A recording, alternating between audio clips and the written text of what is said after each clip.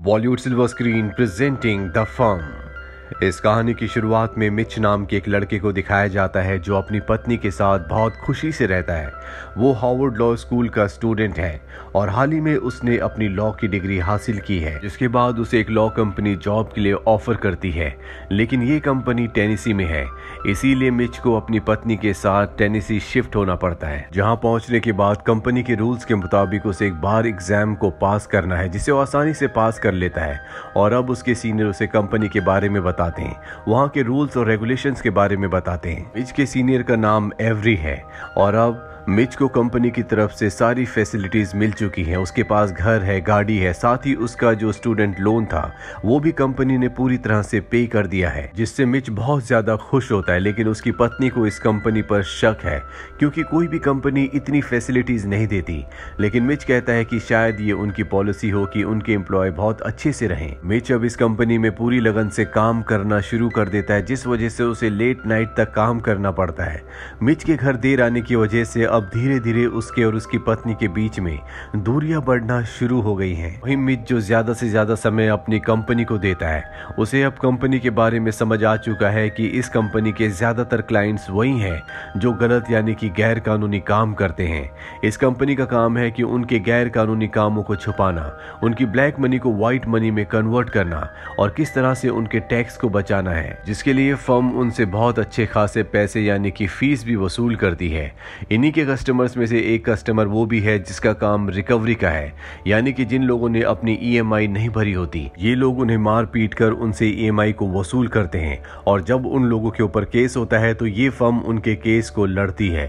Mitch को ये सब कुछ अच्छा नहीं लगता। मिच कंपनी के काम से दूसरे शहर में जाता है, जहां पर वो अपने सीनियर एवरी के घर पर रुकता है।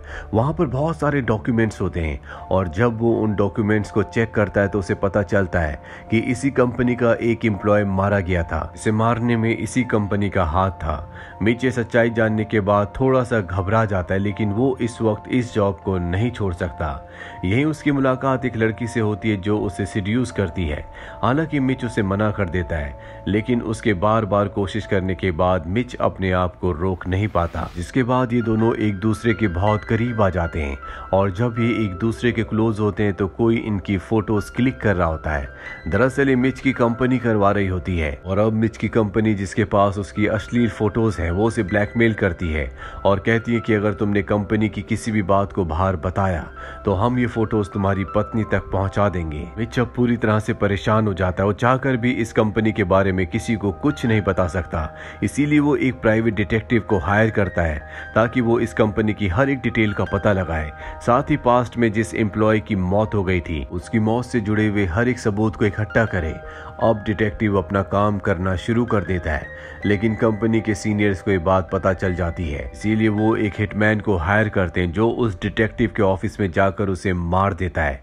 लेकिन उस हिटमैन को ये नहीं पता होता कि जिस वक्त वो उसे मार रहा है उस वक्त वहां पर डिटेक्टिव की सेक्रेटरी भी छुपी हुई होती है, जो हिटमैन को कत्ल करते हुए देख लेती है, यानी कि वो चश्मदीद गवाह है। हिटमैन के जाने के बाद वो बाहर निकलती है और अब वो ये जानना चाहती है कि किसी ने डिटेक्टिव को क्यों मारा। वो उसे इंसाफ दिलाना चाहती है, इसीलिए वहां पर छानबीन करना शुरू करती है, जिसके बाद उसे कुछ डॉक्यूमेंट्स मिलते हैं और उन डॉक्यूमेंट से उसे पता चलता है कि डिटेक्टिव ने हाल ही में मिच के केस को लिया था। वहीं दूसरी तरफ एफबीआई का ऑफिसर मिच के पास आता और उसे बताता है कि तुम्हारी कंपनी गैर कानूनी काम करती है।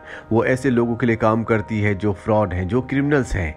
ये लाखों करोड़ों की हेराफेरी करते हैं, साथ ही मनी लॉन्ड्रिंग का काम भी करते हैं और कोई भी एम्प्लॉय अगर इनके खिलाफ आवाज उठाता है तो उसे मार दिया जाता है। मिच कहता है इसका मतलब एक दिन मुझे भी मार दिया जाएगा। एफबीआई ऑफिसर कहता है कि हाँ, जिस दिन तुम उनके लिए खतरा बन गए वो तुम्हें रास्ते से हटा देंगे। तुम्हें जो घर, पैसा, गाड़ी मिली है वो इसीलिए मिला है ताकि तुम उनके इलीगल काम में उनकी मदद करते रहो। अगर तुम हमारी मदद करोगे तो हम भी तुम्हारी मदद करेंगे। तुम्हें इस कंपनी के वो डॉक्यूमेंट्स हमें ला कर देने होंगे जिससे हम ये साबित कर सके कि ये कंपनी फ्रॉड है, ये इलीगल काम करती है। अगर तुमने ऐसा नहीं किया तो इस कंपनी के साथ तुम भी फंस जाओगे और अगर तुम हमारी मदद करते हो तो हम तुम्हें छोड़ देंगे, तुम्हारे खिलाफ कोई केस नहीं होगा। मिच पूरी तरह से कंफ्यूज्ड होता है, लेकिन वो मान जाता है कि वो उनके लिए काम करेगा और वो कुछ शर्तें रखता है। दरअसल उसका बड़ा भाई जेल में होता है। वो कहता है कि इसके बदले आपको मेरे भाई को जेल से आज़ाद करना होगा, साथ ही इस काम के बदले मैं $1.5 मिलियन लूंगा। FBI ऑफिसर्स उसकी बात मान जाते हैं। वो उसके भाई को जेल से रिहा कर देते हैं।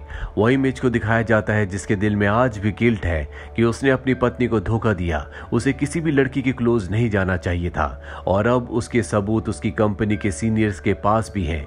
वो ये बात अपनी पत्नी को बताना चाहता है और पूरी हिम्मत करके वो अपनी पत्नी को सब कुछ बता देता है, जिससे उसकी पत्नी को बहुत दुख होता है और वो उसे छोड़कर चली जाती है। वहीं हमें डिटेक्टिव की सेक्रेटरी को दिखाया जाता है जो मिच तक पहुंच जाती है। मिच को बताती है कि जिस डिटेक्टिव को तुमने हायर किया था उसका कत्ल हो चुका है और उसका कत्ल उसी कंपनी ने किया है जिस कंपनी में तुम काम करते हो। उन्होंने हिटमैन को हायर किया और उसे मरवा दिया और अब मैं डिटेक्टिव की मौत का बदला लेना चाहती हूँ। मिच को भी अब लगता है कि ये कंपनी बहुत गलत है, ये अपने एम्प्लॉयज को मारती है, साथ ही ये उन लोगों का भी खात्मा कर देती है जो इस कंपनी के खिलाफ होते हैं। और अब मिच और डिटेक्टिव की सेक्रेटरी दोनों तय करते हैं कि वो इस कंपनी को एक्सपोज कर देंगे। मिच अब ऑफिस में काम करने के दौरान इस कंपनी के सभी डॉक्यूमेंट्स की एक कॉपी बना लेता है, लेकिन उसके सीनियर एवरी के घर पर जो सबूत है उसे उन सबूतों की भी एक कॉपी चाहिए होगी, क्योंकि उन सबूतों के बिना कुछ भी साबित नहीं किया जा सकता। वहीं अब मिच की पत्नी डिटेक्टिव की सेक्रेटरी से कांटेक्ट करती है और उसे कहती है कि मैं जानती हूँ कि मिच बहुत मुसीबत में है, इसीलिए मैं उसकी मदद करना चाहती हूँ, मैं तुम्हारा साथ दूंगी। दरअसल वो जानती है कि उसका पति मासूम है, उसे फंसाया गया है, इसीलिए वो मिच को बताए बिना उसकी मदद करना चाहती है। वो अब सेक्रेटरी के साथ मिलकर प्लान बनाती है जिसके मुताबिक वो मिच के सीनियर एवरी को सिड्यूस करती है। वो उसके जाल में फंस जाता है। एवरी उसे अपने घर ले जाता है, यहाँ पर मिच की पत्नी वो फाइल हासिल कर लेती है जो कंपनी के खिलाफ एक बहुत बड़ा सबूत है और उस फाइल को हासिल करने के बाद वो उस फाइल को डिटेक्टिव की सेक्रेटरी को दे देती है, यानी कि अब उसके पास इतने सबूत है कि कंपनी को एक्सपोज किया जा सकता है। पर डिटेक्टिव की सेक्रेटरी को अब FBI के एजेंट्स पर भी पूरा भरोसा नहीं है। उसका मानना है कि बहुत सारे लोग उनसे मिले हुए हो सकते हैं, इसीलिए उसे उस कंपनी के एक ऐसे क्लाइंट की जरूरत है जो उसे पूरे के पूरे बिल्स दे सके। सबसे बड़ा सवाल ये होता है कि कोई भी अपने बिल्स क्यों देगा, क्योंकि इस कंपनी के जितने भी क्लाइंट्स हैं वो सारे के सारे क्रिमिनल्स हैं। फिर भी मिच इसी कंपनी के एक एम्प्लॉय के पास जाता है जिसका नाम मोरल्टस होता है। वो मोरल्टस से कहता है कि मुझे कंपनी के सारे बिल चाहिए जिसमें हेराफेरी हुई है। मैं वादा करता हूं कि आपका नाम कभी कहीं नहीं आएगा और जब ये कंपनी एक्सपोज हो जाएगी उसके बाद आपके सभी केसेस मैं ही हैंडल करूंगा, आपको कभी कोई प्रॉब्लम नहीं होगी। हालांकि मोरल्टस अपने बिल्स नहीं देना चाहता, लेकिन वो मिच के कन्विंस करने पर मान जाता है। इसके बाद वो मिच को बिल्स दे देता और अब मिच के पास सारे सबूत हैं और इन सबूतों की मदद से वो इस फर्म को एक्सपोज कर देता है। इस बात से गुस्से में आकर इस फर्म के जो 2 सीनियर मेंबर्स होते हैं वो मिच को मारने के लिए उसका पीछा करते हैं। वो मिच पर गोली भी चलाते हैं, लेकिन गोली उसी के साथी को लग जाती है और उसका जो दूसरा साथी होता है उस पर मिच हमला करके उसे बेहोश करके इस जगह से निकल जाता है और सीधा FBI के उस ऑफिसर के पास जाता है जो सबसे पहले मिच से मिला था, जिसने मिच के साथ डील की थी। मिच उसे कहता है कि मैं शुरू से जानता था कि तुम मुझे धोखा दोगे। एक बार मैं कंपनी को एक्सपोज कर दूं, तुम्हारा काम कर दूं, उसके बाद तुम मेरे भाई को वापस जेल भेज दोगे, पर मैंने तुम्हारी आवाज को पहले रिकॉर्ड कर लिया था और अगर तुमने ऐसा किया तो हमारे बीच जो डील हुई थी उसकी रिकॉर्डिंग को मैं पब्लिक कर दूंगा, जिससे FBI का चेहरा सबके सामने आ जाएगा। ये सुनने के बाद अब FBI ऑफिसर मजबूर हो जाता है मिच के भाई को हमेशा के लिए आजाद करने के लिए। साथ ही डील की जो रकम होती है वो भी मिच को दे दी जाती है और अब मिच की जिंदगी में सब कुछ वापस से पूरी तरह से ठीक हो चुका है। उसकी पत्नी उसे मिलने के लिए आती है। मिच उससे माफी मांगता है। उसकी पत्नी तो पहले उसे माफ कर चुकी होती है और वो तय करती है कि एक बार फिर से वो मिच के साथ अपनी जिंदगी को शुरू करेगी। वो यहाँ की हर एक चीज को छोड़कर अपनी पुरानी उसी गाड़ी में जिससे इन दोनों ने अपनी जिंदगी की शुरुआत की थी इस शहर को छोड़कर चले जाते हैं। मिच को अब समझ में आ चुका है कि पैसों से आप खुशियां नहीं खरीद सकते, आप सिर्फ आराम खरीद सकते हो।